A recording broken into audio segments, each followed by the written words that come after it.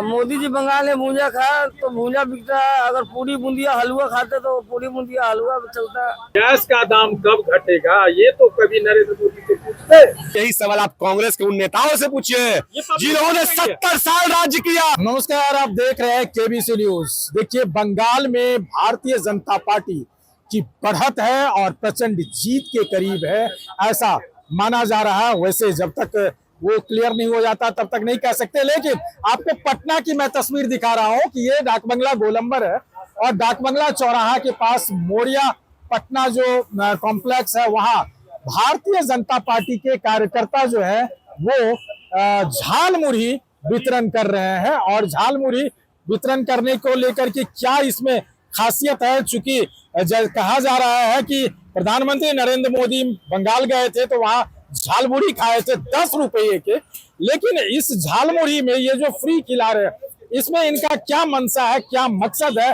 इस झाल मुरही के तेज में, मसाले में राजनीतिक गर्मी कितनी आएगी, ये देखने वाली बात होगी। यहाँ हम बात करने की कोशिश करते हैं जो भारतीय जनता पार्टी के एक प्रखर कार्यकर्ता है, कहा जाए तो एक अच्छे वक्ता के तौर पर कहे जाते हैं, कल्लू जी से हम बात करने की कोशिश करते हैं। पश्चिम बंगाल में भारतीय जनता पार्टी की प्रचंड जीत।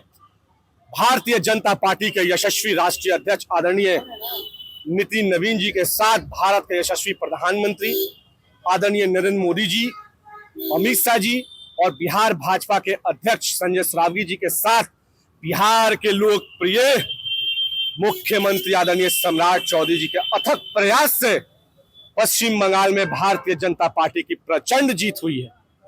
और भारतीय जनता पार्टी की जीत पर बिहार के पटना में आज झाल मुरही का वितरण फ्री ऑफ कॉस्ट तथा लड्डू का वितरण हम लोगों ने जनता जनमानस के बीच में किया है, खुशी में। लड्डू नहीं दिख रहा है, कल्लू जी झाल मुरही बांट रहे हैं। जब खुशी का समय होता है तो मिठाई बांटा जाता है, निश्चित झाल मुरही क्या बांट? निश्चित तौर पे बड़े भाई, लड्डू भी है, झाल मुरही भी है और मीठा भी है।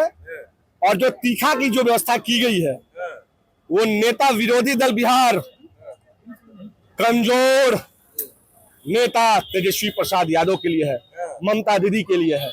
उनको तीखी मिर्ची जो लगने की बात हमारे आदरणीय प्रधानमंत्री जी ने कहा था, उनको यहाँ से हम लोग पार्सल में जो है मिर्च भेजवा रहे हैं कलकत्ता और तेजस्वी प्रसाद यादव जी के घर पे। कल्लू जी, आप जो झाल मुरही बेच रहे हैं, यहाँ तो पब्लिक कह रहा है कि ये झाल मुरही सिर्फ दिखावा है बंगाल की चुनाव को लेकर के। खिलाना था तो जिलेबी और पूरी खिलाता। झाल मुरही का एक ट्रेड है, चूंकि यशस्वी प्रधानमंत्री जी ने एक निजी दुकान पर जाके खाया था। प्रधानमंत्री जो होते हैं किसी दल के नहीं होते हैं, वो भारत के होते हैं। और उन्होंने यह स्पष्ट किया कि वो एक झाल मुरही वाले की दुकान से लेकर के नीचे से लेकर के ऊपर वाले के घर में भी नरेंद्र मोदी जाके खाते हैं। लेकिन निश्चित तौर पे भूजा जो खाया गया था, लोग कह रहे हैं पूरा स्क्रिप्टेड था, ये तो प्लानिंग था, दिखावा था। हाँ, वही लोग कह रहे हैं जो आज हारे हैं।